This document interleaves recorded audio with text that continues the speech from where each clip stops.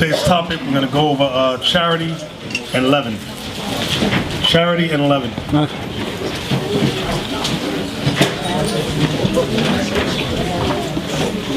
But before we get into that, we're going to open up with Romans chapter 3.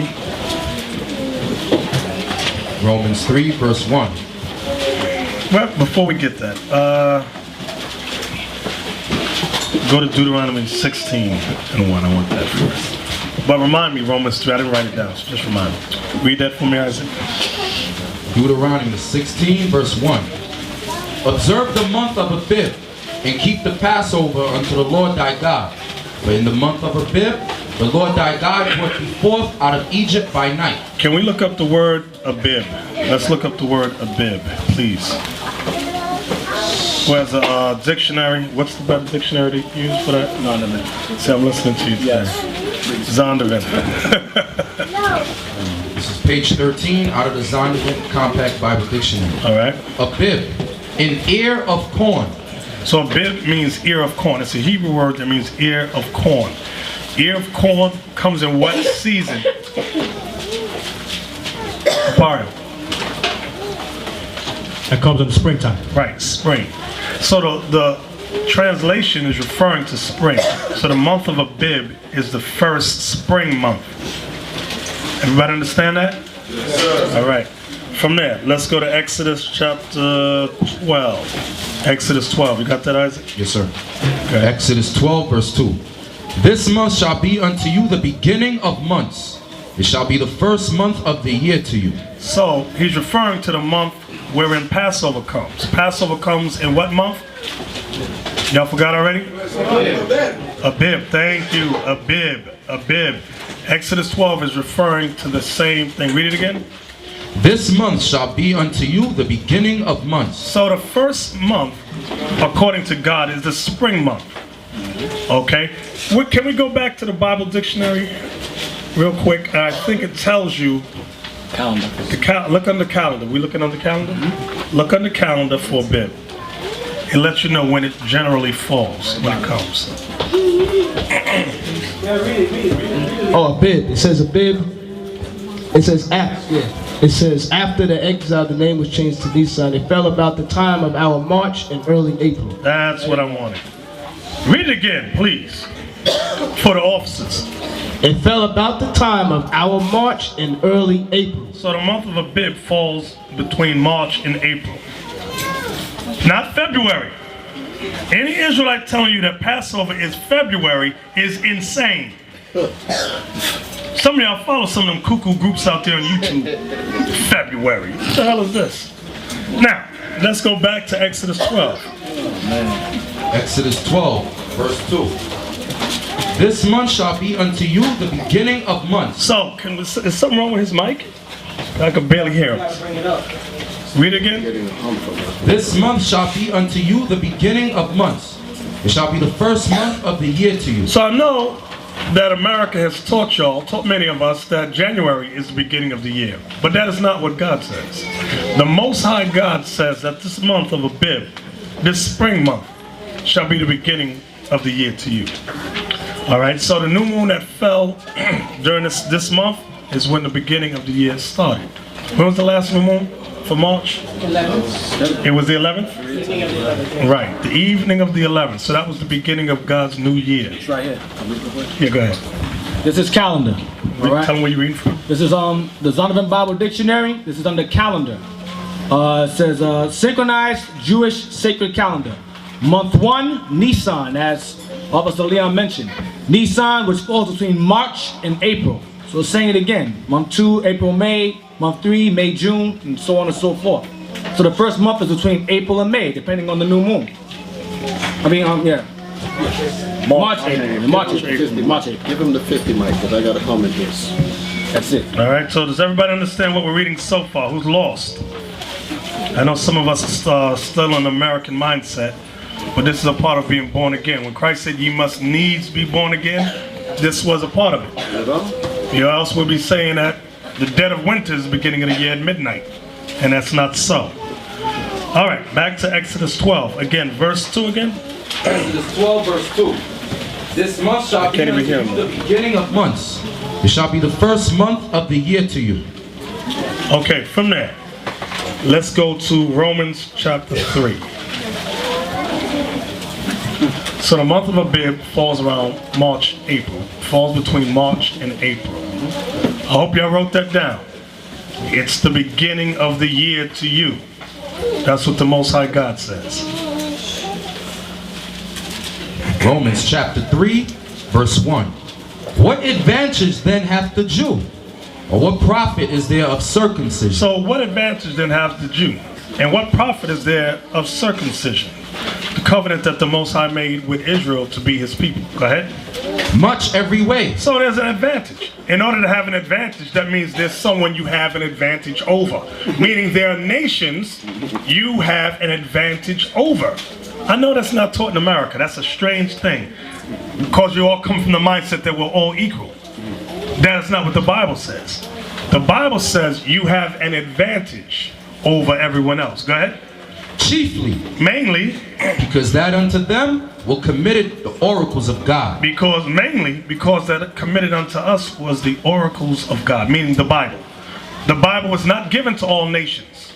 I know your pastor said that the Bible was for all nations, but the Bible says, God says, the Bible was only given to the Israelites. Give that to your pastor. Give that to El Papa. Is that his name? The new Pope Francis. And by the way, he is not Latino. I just gotta say that. On my job, they was clapping. All the El Salvadorians were clapping. All Latino. I said, he's not Latino. He's the devil. The Bible speaks of. They wanted to stone me. Sucio negro. Brother Nathaniel, can I Yeah. back in verse 2 again? Read verse 2. Romans 3, verse 2. Much every way, chiefly, because that unto them will committed the oracles of God. Okay, let's say unto the Jew was given the oracle of God. What is let's put it in a form where we can understand. What is the oracle of God? Yeah, stand up, anybody.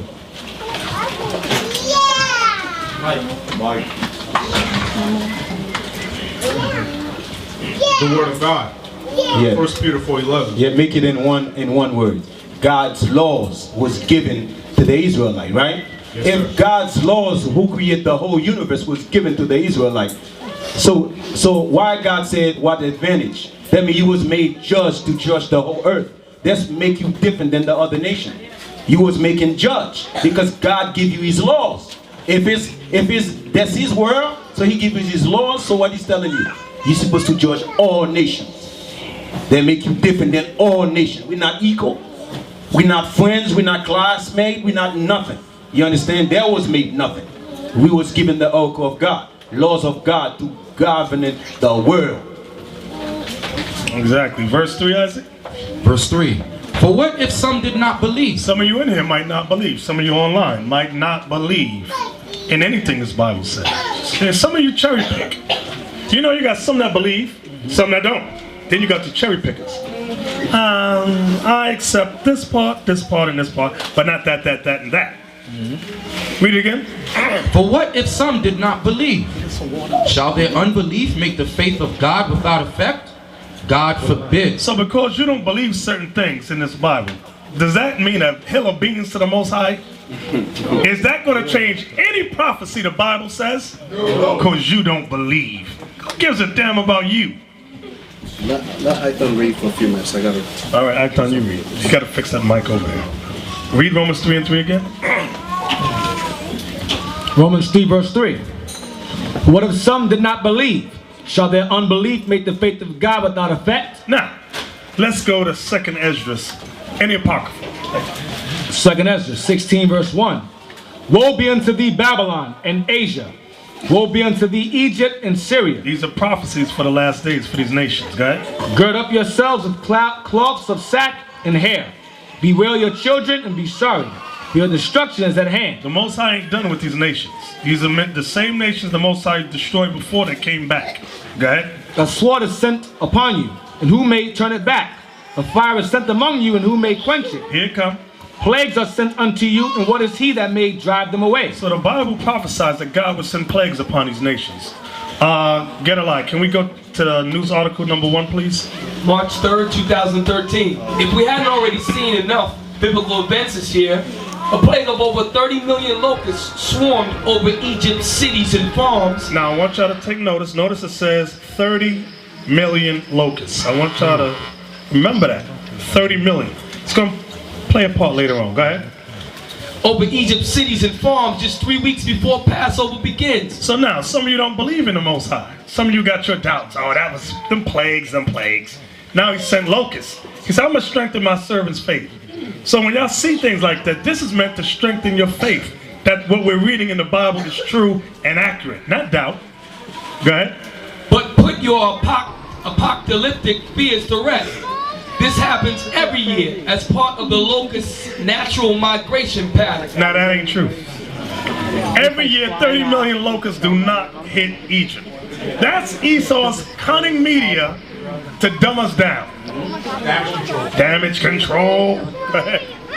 Though this year's swarm is especially large. See that? This year's swarm is especially large. Go ahead. That doesn't mean Egyptians aren't freaked the heck out by the millions of nasty bugs buzzing through the air at all hours of the day and night, possibly descending upon the agricultural fields where they're known to destroy entire crops, just like the actual Passover story. Now, pause there. Let's go to the next.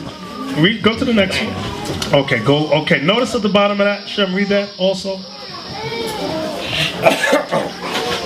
Go ahead.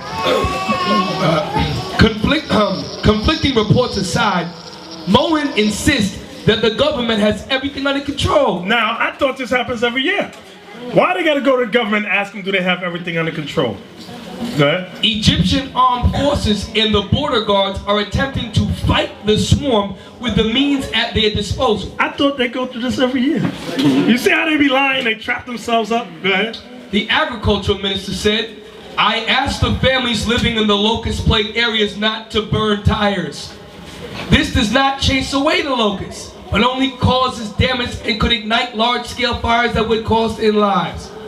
Also, that smoke isn't doing Egypt's grandchildren any favors. Scientists anticipate that as global warming worsens, plagues like this will also get worse. So plagues like this will also get worse. So I thought this happens every year. Lie. Okay, now below is a video. Y'all can look at that on YouTube. Now go to the page 3. This is another article. Read the top. Locust swarm of biblical proportions strikes Egypt, Israel before Passover. So the swarm of locusts hit Egypt. Now they're going over to Israel. Because guess what? The people in Israel ain't the biblical Jews. They are, let me say it again in case I stuttered. They are not the biblical Jews. Right. Can we read the story now? Go ahead. 3 weeks before Passover, a plague of locusts is swarming from Egypt to Israel, sparking fears among farmers in the region. But I thought they go through this every year. Lie, go ahead. The timing of insect invasion is eerie because the Bible's book of Exodus tells of 10 plagues that hit Egypt before Moses and the Jews were allowed to leave for the promised land.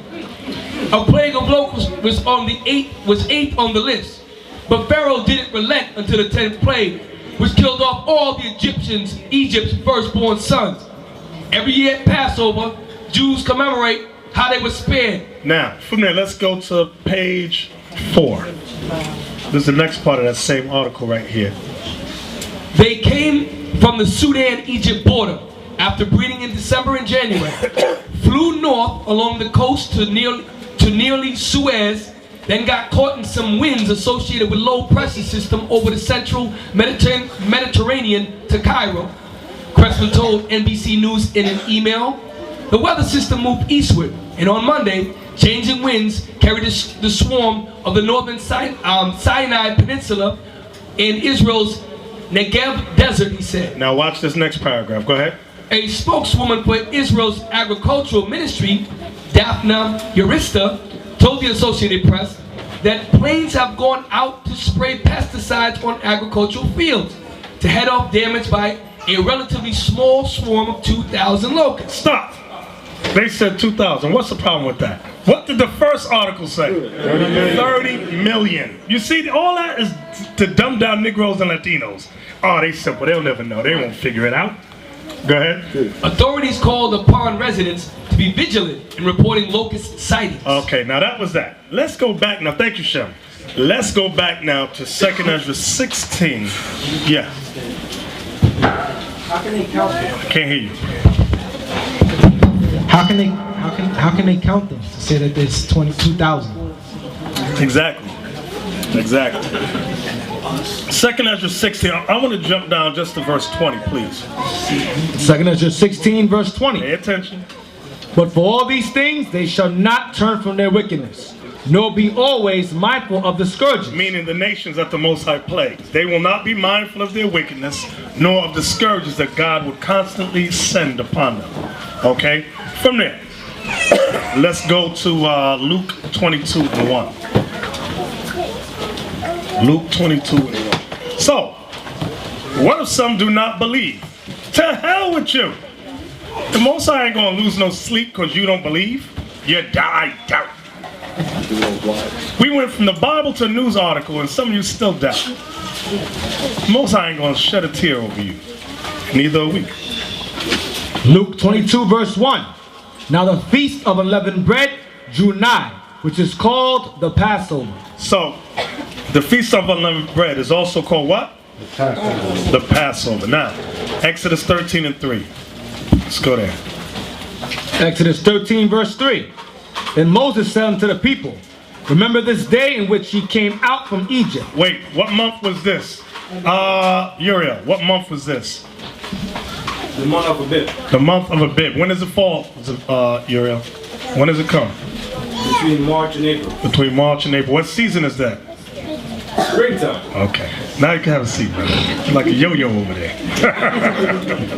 Read that again, I thought. And Moses said unto the people, remember this day in which ye came out from Egypt, out of the house of bondage. For by strength of hand the Lord brought you out from this place. There shall no leavened bread be eaten. So now, read again. Read the next verse, This day came ye out in the month of Abib. Now read the bottom of verse 3. The Lord brought you... There. Oh, there shall no leavened bread be eaten. What does that mean? There shall no leavened bread be eaten. Corey. What do you say? Azrael. Azrael, thank you. Speak. That means Go ahead, just speak. that means anything you have in your house with yeast in it, you're supposed to throw it away. Very good. When we left out of Egypt, we didn't have no leaven. No leavened bread was eaten. Because in order to make the bread rise, you got to put what is it called? You put in there? Yeast. Baking powder. Sometimes they call it what? Baking powder. Baking powder to make that bread rise. From there, let's go to Exodus 12 and 15. Bear with me if I'm hesitating in my speech. A little under the weather. Getting over it. Exodus 12 and 15. I'm going to read down to 19. Start at 15. Exodus 12, verse 15. 7 days shall ye eat unleavened bread. Stop. 7 days shall you eat unleavened bread. Go ahead. Even the first day ye shall put away leaven out of your houses. For whosoever eateth leavened bread from the first day unto the 7th day, that soul shall be cut off from Israel. Who does not understand that law right there? Now, I know some of y'all want to cherry pick right now.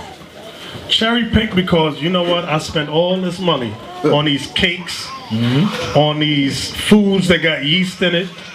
You telling me I got to get rid of that? Can we read the verse again? I ain't telling you nothing. But let's see what God is saying.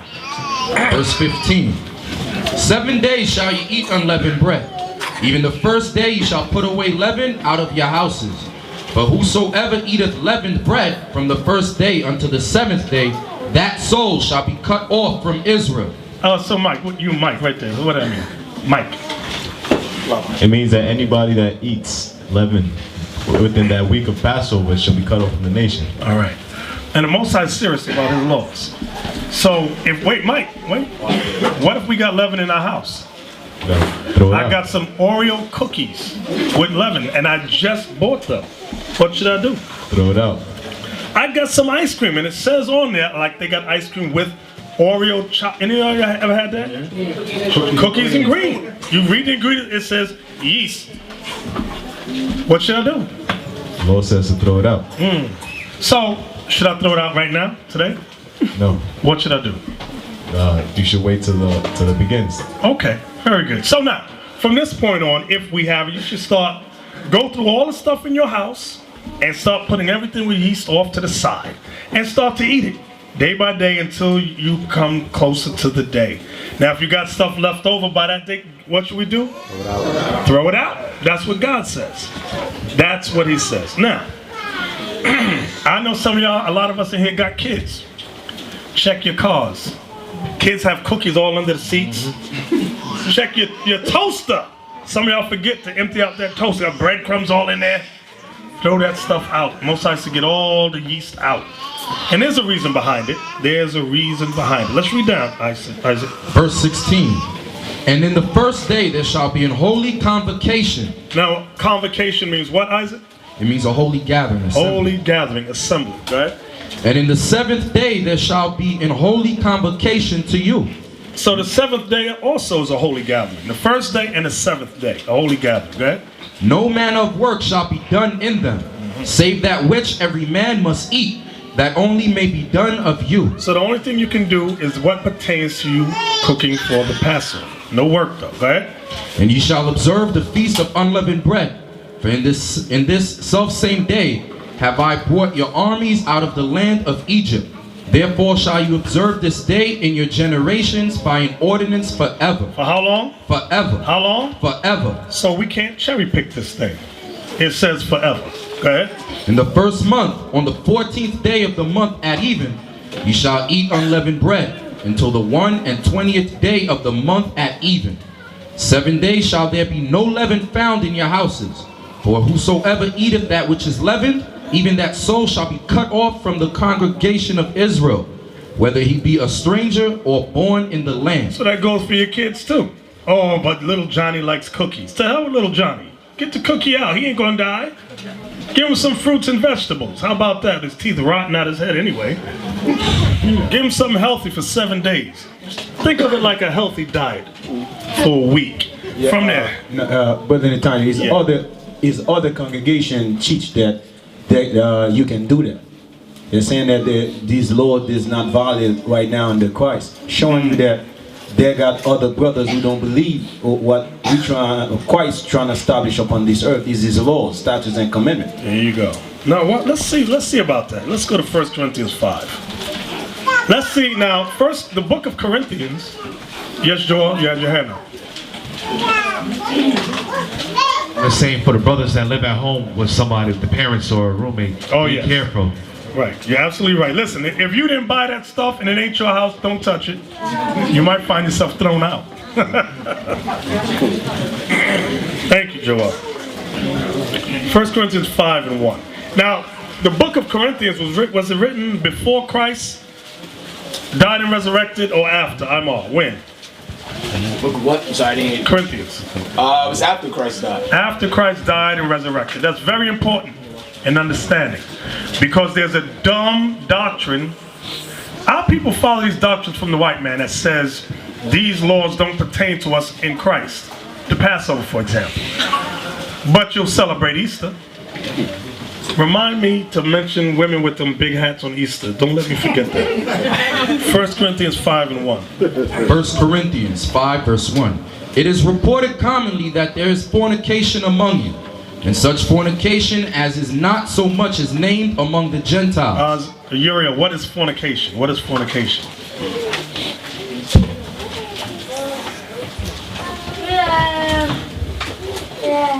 Sex within a marriage, I guess. I didn't understand that you said. Sex outside of marriage. Sex outside of marriage. I don't like that answer. Now give me another one right here. What's his name? Jalil. Any form of sexual sin? Any form of sexual sin. Okay, I'll go with that a little better. Wait, keep standing. Where can we read about fornication at in the Bible? If I wanted a list of sexual sins, where would I go to read about it? Leviticus 18. Leviticus 18, very good. That gives you all the various forms of fornication. Very good.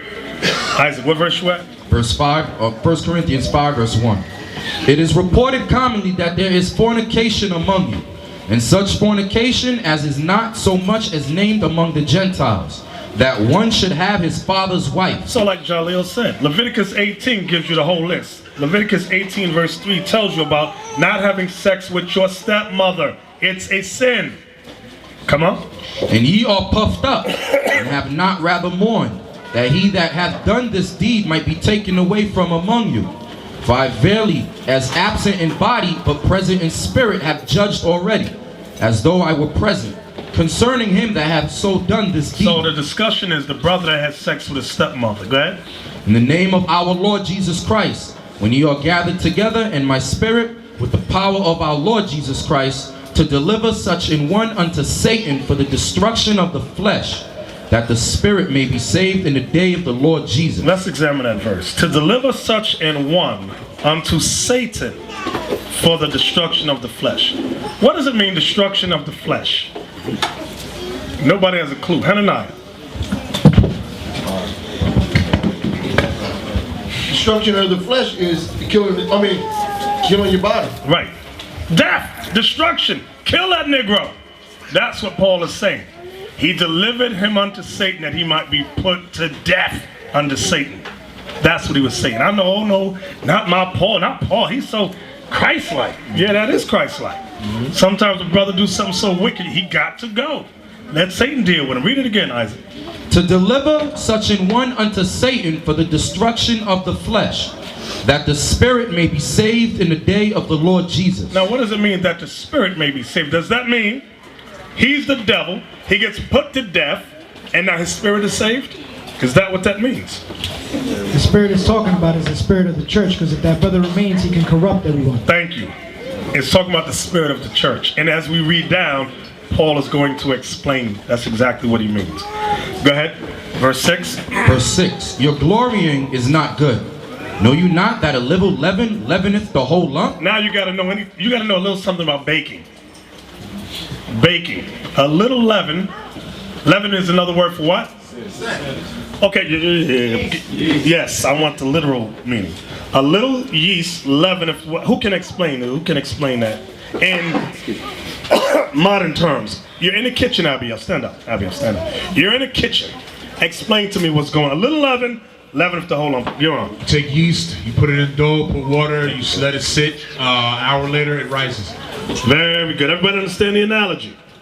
So now Paul is not literally talking about yeast, leaven. What is he talking about? Sin. Read it again, Isaac. Verse 6. Your glorying is not good. Know you not that a little leaven leaveneth the whole lump?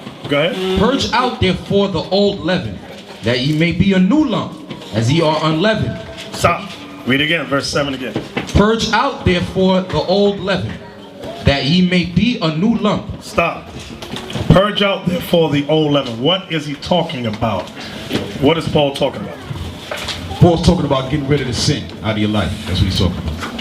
And becoming a new man, meaning what? That you're righteous now, you're keeping the laws of God. So you get rid of all the sin that's in your life, and also in the body. Okay. Zakai, you keep standing. Now, because I know you know this. Thank you, whoever gave me this little piece of candy. I sure do need it. Zakai. Now, I want you to keep in mind from verse 1 what has happened in the church of Corinth. Right. So when he says, purge out therefore the old leaven, is he talking about some individual, just take the sin out of yourself? Is he? No. He's okay, talking about, he's talking about those ones that were committing that. Those ones? That man that committed that sin, that committed that fornication with his father's wife. Get rid of that man. Thank you. Right. That's what he's talking about. Read it again, Isaac, please. Verse 7. Purge out therefore the old leaven, that ye may be a new lump, as ye are unleavened. Okay. So now, Paul is, Mike, what is he saying? That Christ is our Passover. Before that. Purge out the old leaven? I want that. Oh, get rid of that individual that was committing that sin. Get rid of that individual that was committing that sin. Why, Mike? Why? Because his sin will increase amongst the congregation. What do you mean by that? And if you let one person get away with sin, then other brothers are going to catch that spirit and increase. You understand that? Yes, sir. Okay. Jalil. Is what he said right? Give me an example.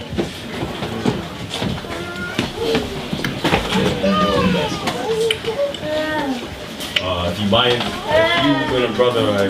Let's use the same example. A brother had sex with his stepmother. Use the same example. If he doesn't get correction and another brother is going to think that, oh, it's okay to do that, so he goes ahead and do that, and then it's like a domino effect. Everybody else starts doing it. Exactly.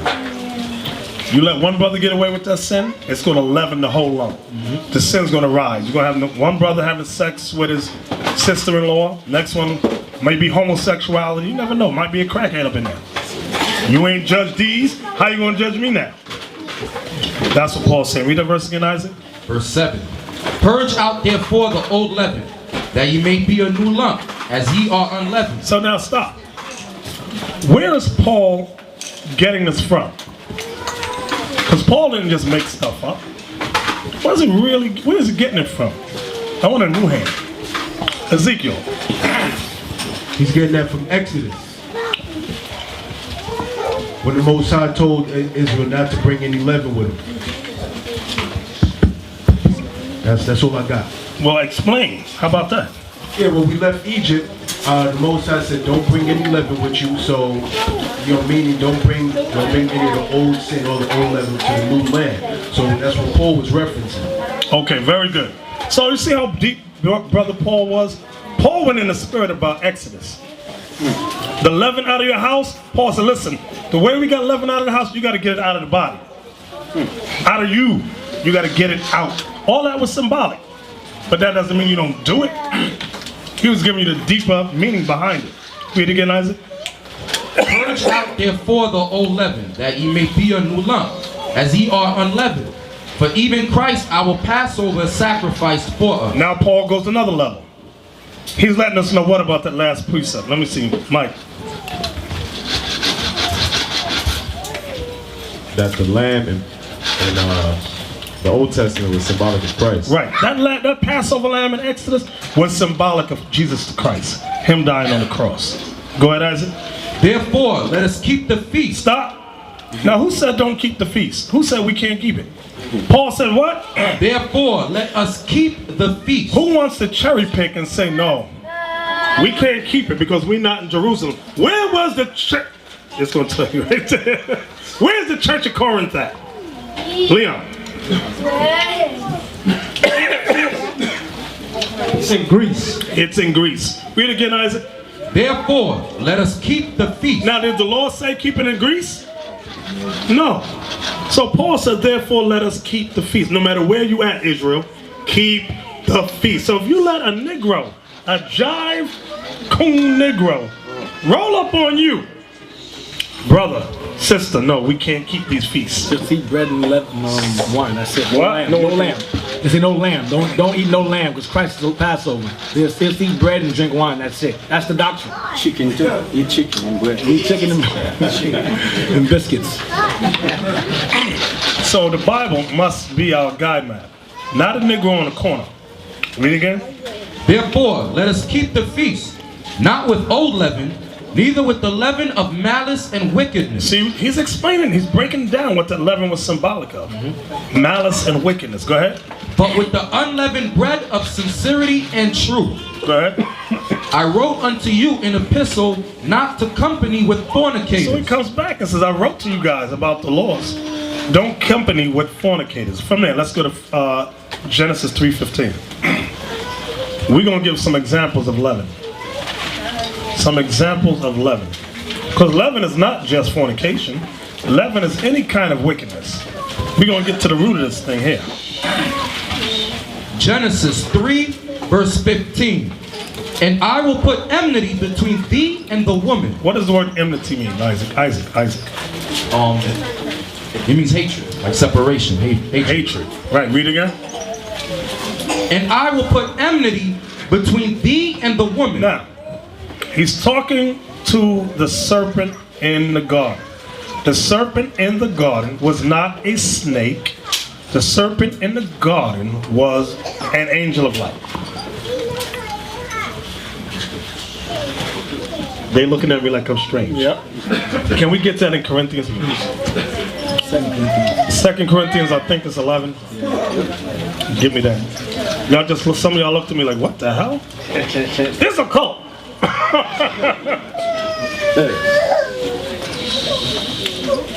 Tell me what verse. 11 verse 14. 2 Corinthians.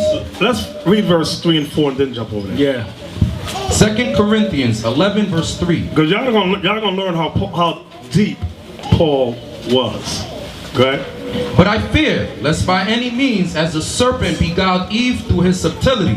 So there's the word serpent. Uh-oh. See, you got stuck right there. Go ahead. So your mind should be corrupted from the simplicity that is in Christ. For if he that cometh preacheth another Jesus, whom we have not preached, or if ye receive another spirit, which ye have not received, or another gospel, which ye have not accepted, ye might well bear with him. Have our people as a whole accepted another Jesus that the Bible does not preach about? Yes. Yeah, we follow the white image of Christ. We got a new gospel of all nations, under God, indivisible, with liberty and justice for all. That's a new gospel. Go ahead. Was that it? Yes, sir. Jump over to 14. Verse 14. Listen good. And no marvel, for Satan himself is transformed into an angel of light. Go ahead. Therefore, it is no great thing if his ministers also be transformed. So Paul told you about Satan. He transformed into an angel of light. He did not come to Eve like a cobra.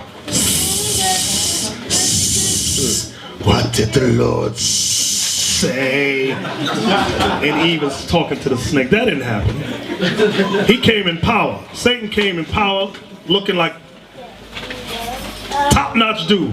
Eve was like, wait, whoa, this guy looks like he got some wisdom here. That's what was going on. Let's go back now to Genesis 3:15. They say about the white man. Right, that's what they say about the white man. This guy looked like he's smart. That's the serpent in the garden. He's that serpent in the garden. Genesis 3 verse 15. And I will put enmity between thee and the woman. So now, y'all think that woman right there is just talking about Eve. Is the woman only talking about Eve, or is it going beyond Eve? Mike, let's go back to you.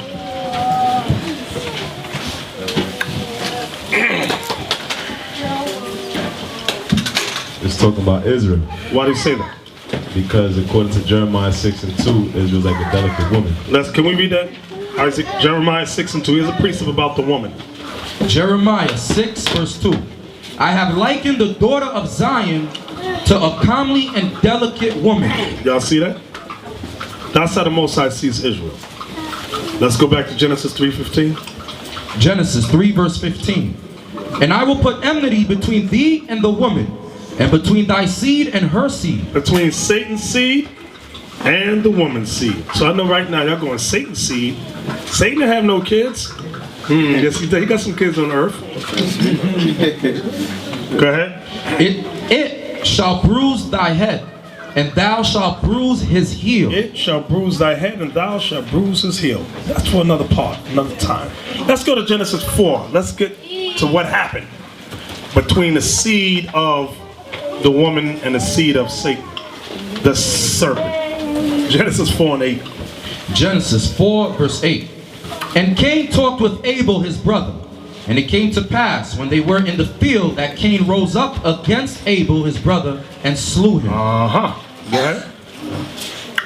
And the Lord said unto Cain, Where is Abel thy brother? And he said, I know not. Am I my brother's keeper? Now that is the national anthem for blacks and Latinos today. Am I my brother's keeper? Yes. Yes. Yes. I know it's a hard pill to swallow, but yes you are. Cain couldn't understand that thing. Read on. And he said, What hast thou done? The voice of thy brother's blood crieth unto me from the ground. Come on. And now art thou cursed from the earth, which hath opened her mouth to receive thy brother's blood from thy hand. When thou tillest the ground, it shall not henceforth yield unto thee her strength. A fugitive and a vagabond shalt thou be in the earth. Read verse 12 again. I'm going to give you the meaning behind that verse. When thou tillest the ground, it shall not henceforth yield unto thee. You ever want to know why the white man has seedless grapes and a lot of foods cloned in a laboratory? Read it again, Isaac. When thou tillest the ground, it shall not henceforth yield unto thee her strength. You're reading about it. You're reading about it. You're reading about it. Yes. Also, they're saying that a lot of the nutrients and stuff, the soil's depleted. So that's prophetic right there, because the soil doesn't have the minerals and the vitamins and anything anymore because of this prophecy here. Exactly. Yes. There was something else I heard about what the white man was doing.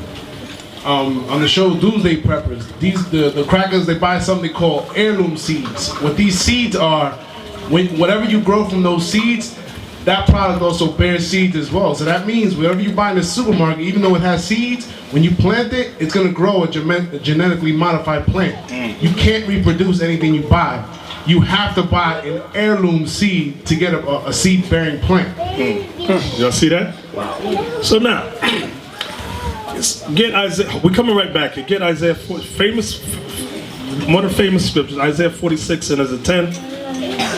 Y'all know what I want. For you Bible doubters, I doubt that. Isaiah 46 and verse 10. This is about the Bible. Go ahead.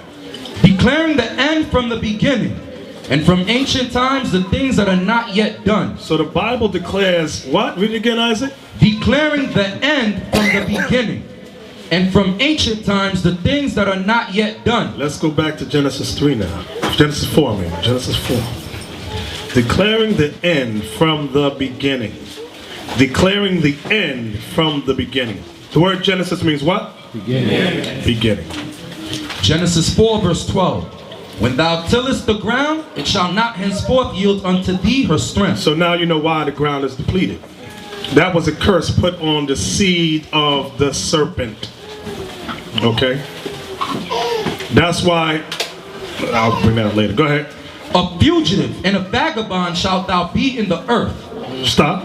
Read again. A fugitive and a vagabond shalt thou be in the earth. What's a fugitive? What is a fugitive? I want some new hands, so I know people got some kind of Levi. So I know some of y'all got a clue in here. Can't have coolest brothers rolling with me. If somebody's running away from their homeland, they have nowhere to go. They're always running from place to place. They have I want something better than that. He ain't said. Y'all stop. He said you ain't said nothing. You whistling Dixie over there. Haim. Wait. Before we go there, Levi, take the microphone back for a second. You just woke me up with that one. So, what is a refugee? A refugee is somebody who's taking refuge in another place, like come from if their home is destroyed, so they go to some other place to take refuge to stay in the place. So, what you said a fugitive was? A fugitive is somebody who's running away from some other place, like Esau. Running away from what? From destruction or from persecution, something like that. No. You ain't bringing it home, man. Don't you watch the news? Yes, I do. Okay. Go ahead. Haim. Yeah. A fugitive is somebody that's running away from the law. Why? Because they have committed a crime. Right. A fugitive is someone's running away from the law. A criminal on the run. That's a fugitive. A Levi. That's a fugitive. I wanted you to get that. I know it sounded kind of rough how I said it, but I want you to understand that there's a distinct, Levi, you listening? There's a distinct difference between what you were saying that it is and what it actually is. A fugitive is a man that's running from the law, running from justice. Right. What you was explaining, brother, is a refugee. Right. All right. That's what you was explaining, a refugee. You was explaining when the Haitians came over here on that raft.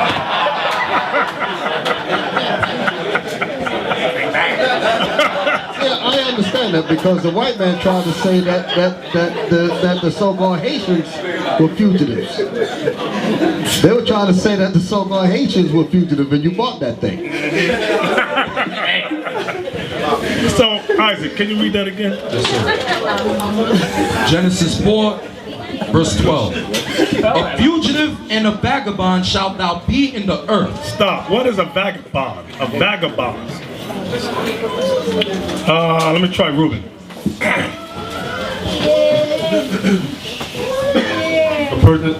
A person that wanders place to place. Okay. A bum. He ain't got his own homeland. He's a bum. Just everywhere. Read it again, Isaac. A fugitive and a vagabond shalt thou be in the earth. So now, y'all want to, this is what God said about, who is he talking about? Cain. A fugitive and a vagabond. Remember Genesis 3:15, I'll put enmity between thy seed and a woman's seed. The answers is right there. Now, you're asking yourself right now, what does this got to do with us today? I got a question.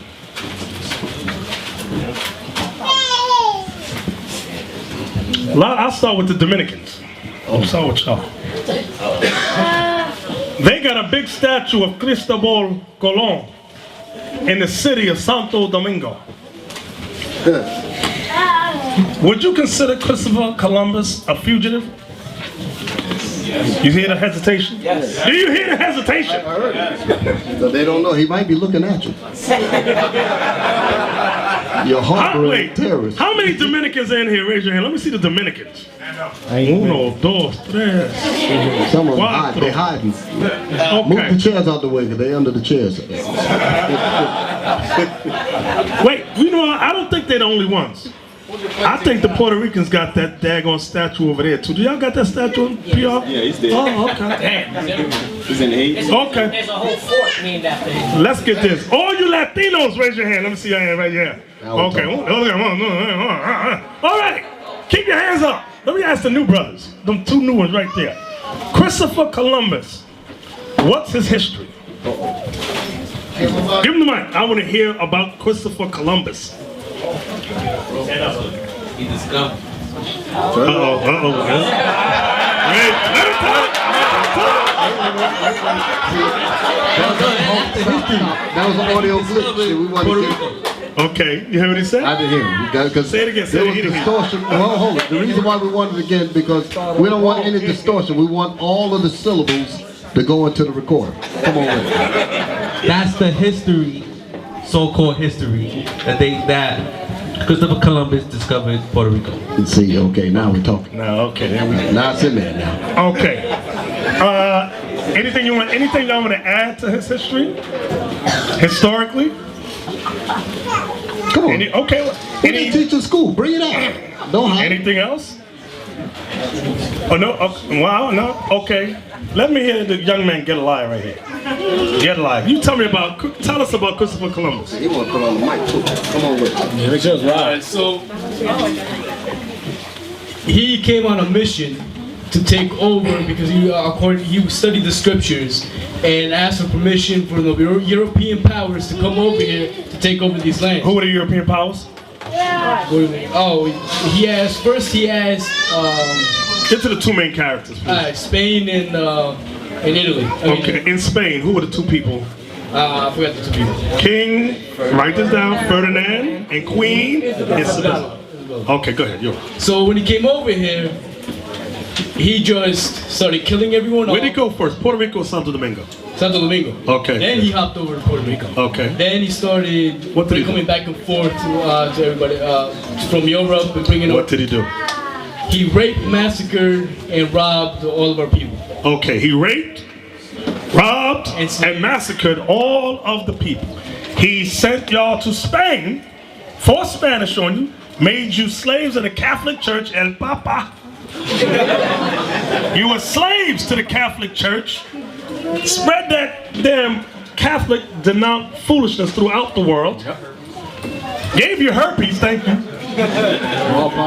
Smallpox, syphilis, and they got a holiday named after him. What are you curious about? I want to know what they teach in school because I know doggone well, I'm going to say something else. I know doggone well that they did not teach that Christopher Columbus and his entourage came over there and raped, pillaged, and burned people. I know they didn't teach that. So I want to know, what did they teach? The first brother Get them told brothers. Nah, I need to hear. I didn't hear it all. They just say he just came there and was nice, but I need to. Come on, give him back the microphone just for a second. I need to, because y'all just can't ramble over that kind of stuff, because this poison is going out throughout in the schools now. So let's expound on it just for a second. What do they teach? Because the elder asked a question. They got a doggone statue over there. That statue's got to represent something too. When the Dominican kids look at it, it got to bring something to mind. You follow me? Yeah, but come on with it. The school over here, they didn't really go into it that far. Okay. They just said that he discovered and that was it. So they just left it at that? Yeah, that was it. Okay, I can dig that. Okay. All right. Well, you're going to get the facts here, brother. Yes. They teach that he discovered and he came and gave us clothes and he gave us knowledge and he taught us white Jesus and that he was real friendly and they took us back to Europe and we got culture over there and it was all love. Can we show some, where's Bezalel? That's Can we what I show was some thinking. pictures? That's what I was thinking. Can we see some photos of what the conquistadors did? I need some conquistadores photos while we're talking, just briefly. I know y'all asking right now, what does this got to do with Genesis 4 and 12? It has everything to do with it. Yes. They also claimed that we were savages. Yes. When they came here. That we were savages, we had no civilization, no cities, we were just living off a coconut, basically. Exactly. See? So that's why they brought you to Spain to civilize you and all that other stuff. That's what I'm thinking that they teaching in the schools. I want some photos now. I just want some brief photos. Give the people some visuals. Yeah, we want to give the people some visuals. So y'all know this is not a hate campaign. It's not about hate. This is about truth. Here's one of them burning our feet. Okay. Okay, do y'all see the Indio on the bottom getting his feet burned? Oh, can you point to the fire, Malachi? I want them all to look Point at to this. the fire. Get an eyeball full of that. This is what Columbus was doing. You say it again, what you were saying? Oh, the gentleman on the floor. You can tell that he's a conquistador based on what he has on his head. Okay. So, I want the new brothers. New brothers. I want y'all to pay attention. Because when we ask you again, you're going to be like, I'm confused. Do you see what Christopher Columbus was doing to the brother on the floor? Burning his feet with fire. Let's go to the next photo. Okay, that's another one of them burning their feet in the fire. Okay, I like this. Move that one over. I want to see that. Do y'all see them hanging up what they call today the Latinos? 13 at a time, representing Christ and the apostles. That's why they did 13. And smashing the baby's head against the rock. This is your fabulous Christopher Columbus and his people, conquistadores. Next one. Let's go to the next one. More feet burning. Oh, they're burning his whole body. Yep. They burning him alive. Look in the background. Deacon Malachi, can you point to that lady in the back with her hands cut off for not bringing enough gold? Right there. Yes, right there. Yes, right there. Yes, yes. If you did not bring enough gold and diamonds to the conquistador, they cut your hands off. Or your nose or lips. Or your nose or lips. Send you back home. Let's go to the next picture for the fabulous Christopher Columbus. Okay. You have the picture with the pit where they were throwing him in the pit, where there was spears sticking up, where they was impaled on That's them. the next one. Okay. All right, let's see that one. We need some more reality. Okay. Y'all seen 300? Remember that pit they kicked that dude in?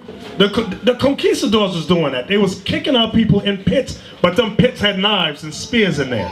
You see? This is your loving conquistadors, your fabulous Christopher Columbus, who taught you knowledge, language, and when you saw him, you said, "Como está?" You stupid. Do you see what they're doing to us? Let's go to the next one. And they made a holiday that millions of Latinos celebrate that thing. You talking about a holiday? They get on the float. They on the float. They on the float, right? On the float, floating down Fifth Avenue in honor of this demon. With Hot 97 and Right, with Hot 90, Angie, what's her name? Angie Martinez, yeah. La Mega. La Mega. So you see they got the body parts, they cutting them up. on the table there. They're feeding us that. Feeding. Yeah. The baby on the fire. They got a baby on the fire. Thank you. Beside. These are actual drawings I was gonna say. that the Jesuits and the priests did as they were observing the conquistadors. Y'all ain't heard nothing yet. We used to bring them books in here and read about those read about this stuff. What you're seeing now is like G-rated. You ain't seen nothing else, and you haven't heard nothing. Continue to come. We're gonna start bringing some of that history out again. Now look at this one. They were feeding the Indian babies to the dogs. The pregnant woman is hung up on the far left. The baby got the umbilical cord around his neck, dead, and No, she hung herself. She hung herself and the baby. We want to baptize the baby while I was dead. So they could be saved. That's the Jesuit. Thank you. And they're feeding the other babies to the dogs. And y'all got a statue of these people and honoring them, saying gracias Dios. Oh man, look at this one. They cut my man's nose off for not bringing enough gold. They're about to chop his hand off. See his wife on the ground with her hands off. The man's running on the far left. He has no hands. No nose either. They cut the nose off and the hands. If you did not bring about the proper weight of gold and diamonds. Is that real quick also? Yeah, go ahead. Oh, by the way, it wasn't just Columbus. It was Ponce de Leon, Garay, Mendoza, Balboa, Pizarro. All of them followed the same example as this man. They all followed the same example throughout all the islands. Don't think it was just Columbus. They all followed his example. They were all there for the same purpose. They were all of them are devils, every single one of them. How many of y'all saw that movie 1492? Stay on that picture right there. Okay, I'm talking about you new brothers. Have you ever heard of the movie I'm talking about? The Conquest of Paradise? There's a small clip. I said a small clip because it was a pretty long movie. There's a clip in there that illustrates what the elder was bringing out about how they were looking for the gold, the conquistadors that was with Columbus and his entourage of demons. They were looking for the gold, and when they wouldn't tell them where the gold was, either they didn't know where it was, or they wouldn't tell them where it was. That did not satisfy them. They began cutting them up. They put the man's arm on the table and chopped his hand off. In the movie. In the movie. Leave that picture. And they said the richest of all the islands was Puerto Rico. That's why they gave it that name. Now y'all broke as hell today.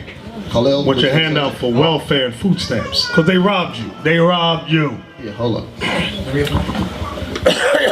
Khalil was going to say something real quick. Go ahead. A lot of cliches. Hold on. A lot of cliches are made up. Is the mic on? I'm sorry, Abiel. A lot of cliches are made up off of the tortures. You cut your nose to spite your face. Spite your face, right. Eeny, meeny, miny, mo. Right. See? Abiel?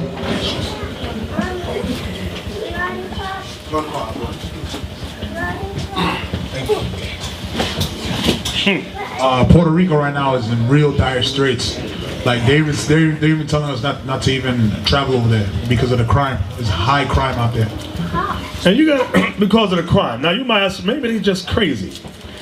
Puerto Rico, port of riches, one of the richest of all the Caribbean islands. You going where I'm going. Go ahead with it. They got robbed. They give you welfare. Then they want to know why crime is on the rise. Cause you robbed me. I ain't got nothing no more. Took everything. Somebody should ask the question: if we are Puerto Ricans, why are we poor? Why are we robbing each other? Exactly. That's a good point. Now I want y'all to look at this picture. Here. Do y'all see what the Jesuit priest is doing to the Indian brother on a stake? See what he's holding in his hand? He's holding a crucifix. He's making him accept Christianity before he dies. He said, if you accept the white image of Jesus, you'll have a quick and painless death. If you don't, you shall suffer. This is what they did to many of the Indians. That's why a lot of you to this day hold to that Christian demonic religion. And say no images. And got idols over your all on your car. Your grandmama got idols everywhere. It all goes back to this. Yes, there's a little. During that time, it was common knowledge that the natives were Hebrews. And to sway public opinion, what they did was they convinced everybody that we were savages. So they would, these friars would come and then we go back to Spain and talk about the savagery our people were in. And all these images, you see the people naked, and that was because they were already robbed and stripped of everything.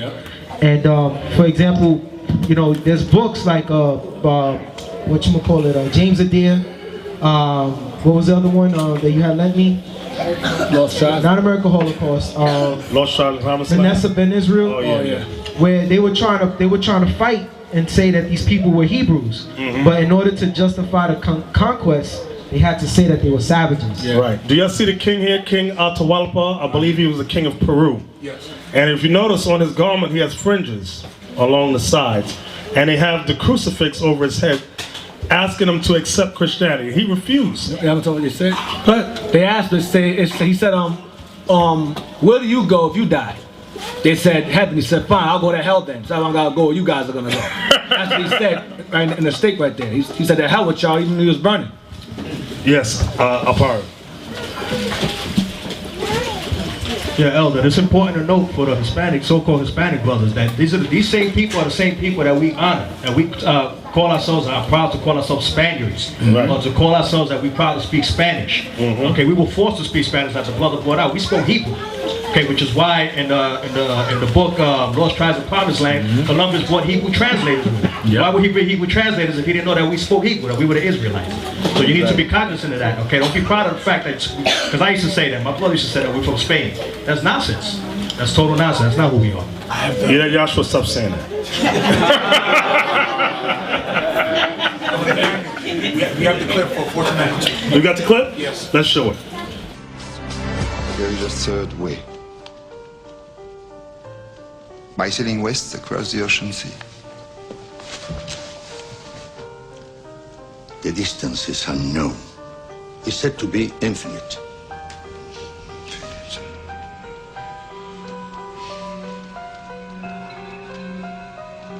Superstition. I believe the Indies are no more than 750 leagues west of the Canary Islands. Can't you be so certain?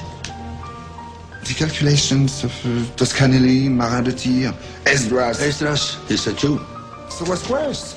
2 minutes, and already you're a dead man. For telling the truth? Yes.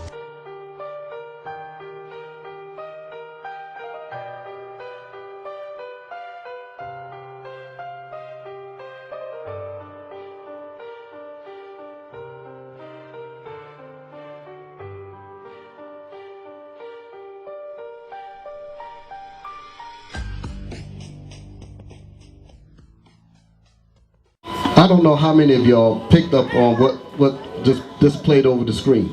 I'm gonna say a few things. I'm gonna be quiet. I made a statement a couple of weeks ago speaking about what they do in these movies. Okay, they put these movies out here to test, to see where the people's minds are. This was one of them. They actually put in the movie that Columbus knew that there was land away from where he was. And then they asked him, well, how could you be so certain? And he started naming people. And the third person that he named was Esdras in the Bible. So he says, I know that there's land over there because the book of Esdras tells me that. And people sitting up in the theater, they went all past their head, nobody caught nothing. See, because if too many of us would have came out and picked that up, then they would have had to tweak their books once again to dumb you back down. But a lot of people didn't catch that, so they say, okay, they still stupid. Right. Yeah, man, then you notice they are apocrypha, they take it out. Then why he mentioned Ezra? That's what he's talking You about. understand? And he asked that because he said, why would Ezra, who was a Jew from the Eastern Hemisphere, know about the Western Hemisphere? That's why he said he was a Jew. He said, so was Christ. That's why he asked that question. So he based it on 2 Ezra 13 and 40. Yep. So now let's go back to Genesis 4 and let's start at verse 12 again. I ain't leaving that point. I'm gonna ask a question. Genesis 4, verse 12. When thou tillest the ground, it shall not henceforth yield unto thee her strength. So now you know why. Under the so-called white man, the earth does not yield its strength. Now you know why they have genetically cloned fruits and vegetables, things of that nature. Go ahead. A fugitive and a vagabond shalt thou be in the earth. So a fugitive, meaning a person who's running from justice, someone who has not paid for their crimes. Here's a question for you. Has Christopher Columbus, the conquistadors, let's say Spain, have they paid for their crimes? No. You're honoring them. You're honoring them. Your mothers are honoring them. Your daughters, your sons are honoring them. They're still fugitives in this earth. Not just Columbus. I just picked him. He's the easiest one. But all so-called white people who have done heinous crimes to the 12 tribes of Israel, none of them have paid for their crimes yet. So what we're reading right here is pertinent for today. There is one thing that I did notice about that statue that was sitting over there in Santo Domingo, is that at least the birds had enough sense to doodle on it. Doodle all over the statue. So the birds know.